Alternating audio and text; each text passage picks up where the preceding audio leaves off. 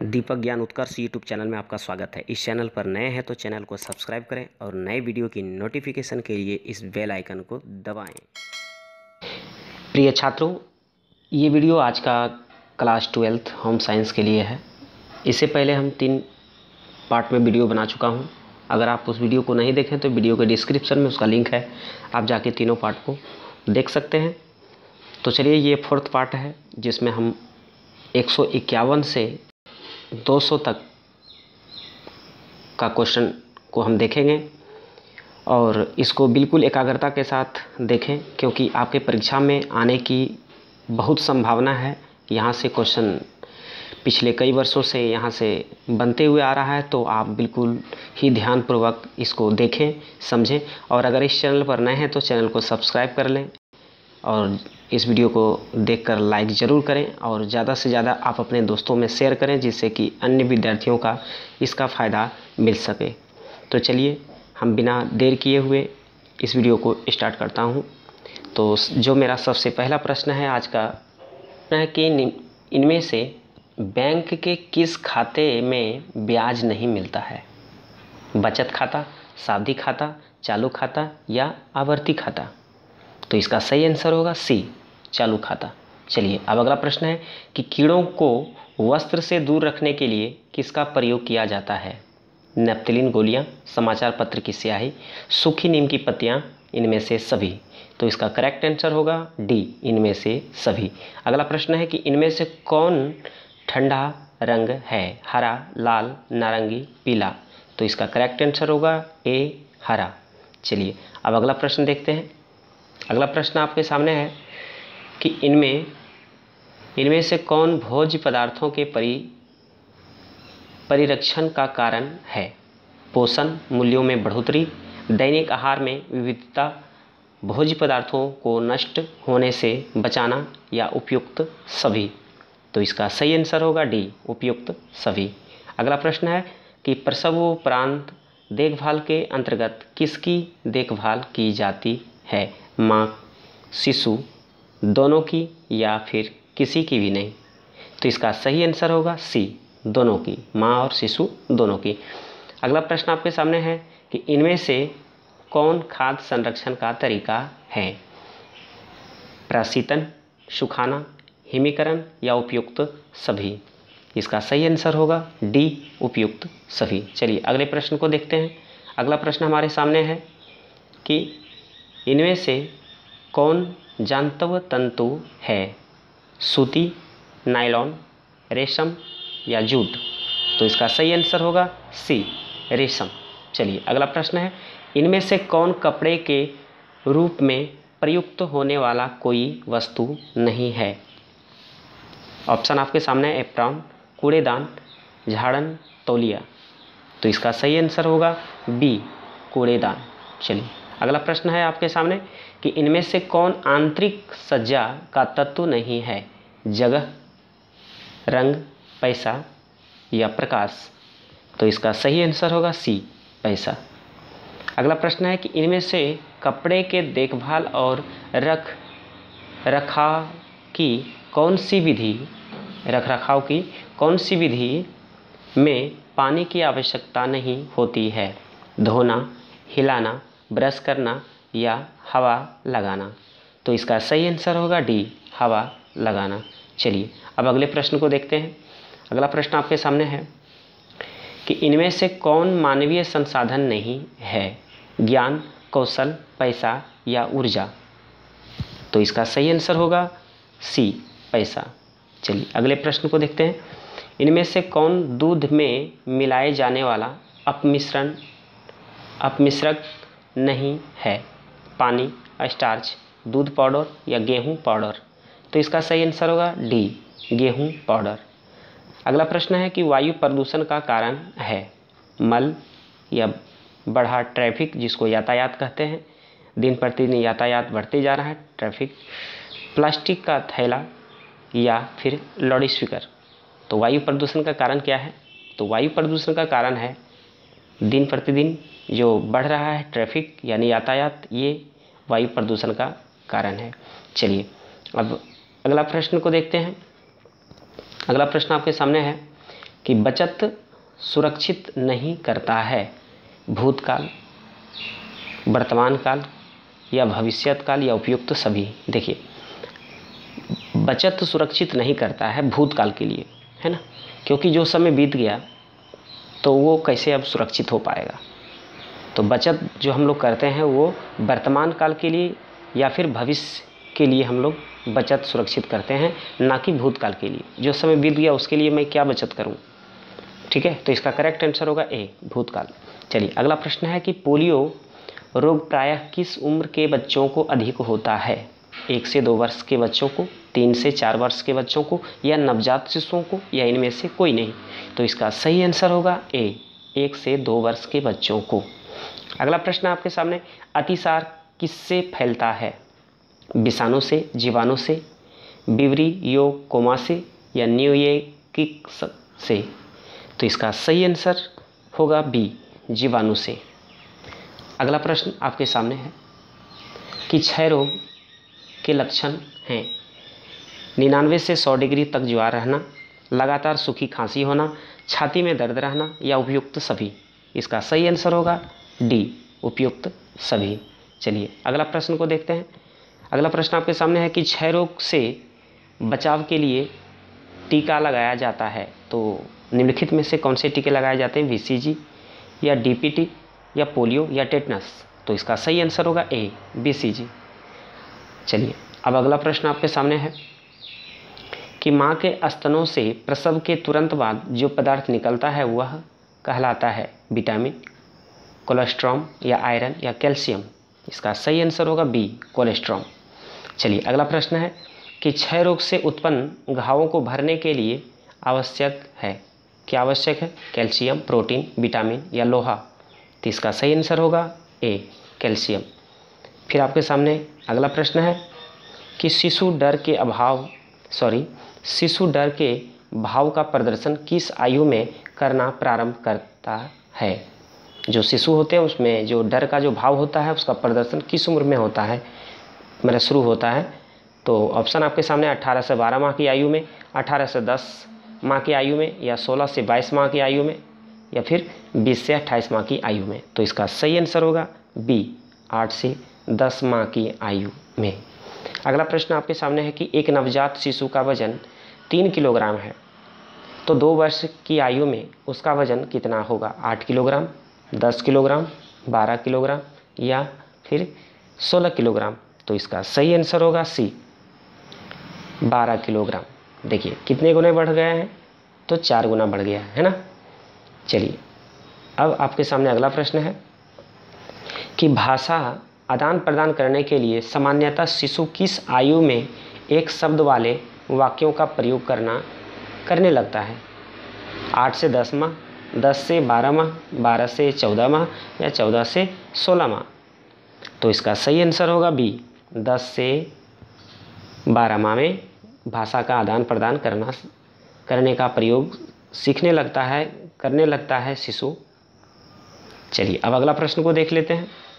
अगला प्रश्न आपके सामने है कि शिशुओं के लिए स्तनपान आवश्यक क्यों है, माता के दूध में सभी पोषक तत्व शिशु की आवश्यकता के अनुसार विद्यमान होते हैं या फिर माता का दूध साफ, शुद्ध और प्रतिद्रव्य युक्त होता है, माता के दूध से शिशु को रोगाणुओं की प्रतिकारिता प्राप्त होती है या उपयुक्त सभी। इसका सही आंसर होगा डी, उपयुक्त सभी। अगला प्रश्न आपके सामने है कि टेटनस से बचने के लिए बच्चों का कौन सा टीका लगाया जाता है, डीपीटी, एमएमआर या पोलियो या बीसीजी। तो इसका सही आंसर होगा ए, डीपीटी। चलिए अब अगला प्रश्न को देखते हैं। अगले प्रश्न आपके सामने है और कहता है कि व्यक्ति के रोग एवं मृत्यु से लड़ने की क्षमता को कहते हैं प्रतिकारक, इनोकुलेशन, रोग क्षमता, उपचार। तो इसका सही आंसर होगा सी, रोग क्षमता। अगला प्रश्न है कि अपंगता का कारण है जन्मजात, दुर्घटना, बीमारी या उपयुक्त सभी। इसका सही आंसर होगा डी, कि अपंगता का कारण तीनों है, जन्मजात भी हो सकता है, दुर्घटना के कारण से भी या फिर किसी बीमारी के कारण से भी अपंगता आ सकती है, इसलिए इसका करेक्ट आंसर होगा डी, उपयुक्त सभी। अगला प्रश्न आपके सामने है कि सामाजिक रूप से असमर्थ बालक होते हैं आवारा बालक या बाल श्रमिक या अपंग बालक या कम सुनने वाले बालक। तो इसका सही आंसर होगा ए, आवारा बालक। चलिए अब आपके सामने अगला प्रश्न है। अगला प्रश्न है कि असहाय बच्चे कहे जाते हैं मंदबुद्धि बालक, बहरा एवं गूंगा, अंधा या इनमें से कोई नहीं।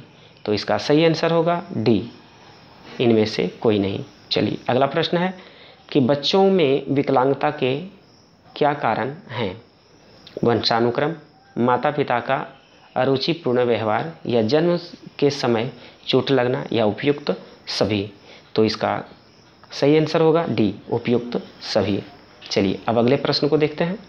अगला प्रश्न आपके सामने है कि बालवाड़ी कितने वर्ष तक की आयु के बच्चों की आवश्यकताओं को पूरा करता है? 3 वर्ष, 5 वर्ष, 6 वर्ष या फिर 9 वर्ष।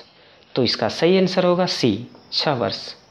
चलिए अगला प्रश्न आपके सामने है कि निम्नलिखित में कौन सा सामाजिक व्यवहार बाल्यावस्था में विकसित होता है? ऑप्शन आपके सामने है सामाजिक, भेदन, मित्रता, सहानुभूति, प्रतियोगिता। तो इसका सही आंसर होगा बी, मित्रता। चलिए अब अगला प्रश्न आपके सामने है कि शिशु को जन्म के उपरांत देना चाहिए गाय का दूध, माता का दूध, भैंस का दूध या बकरी का दूध। तो इसका सही आंसर होगा बी, माता का दूध। चलिए अब आपके सामने अगला प्रश्न है कि प्रोटीन की कमी से बच्चों में रोग होता है पोलियो, क्वाशियोरकर या अंधापन। तो इसका सही आंसर क्या होगा? इसका सही आंसर होगा बी, क्वाशियोरकर। चलिए अब आपके सामने अगला प्रश्न है कि नवजात शिशु के जन्म के 48 घंटे के अंदर कौन सा टीका लगता है? डीपीटी, बीसीजी, एमएमआर या पोलियो। इसका सही आंसर होगा बी, बीसीजी।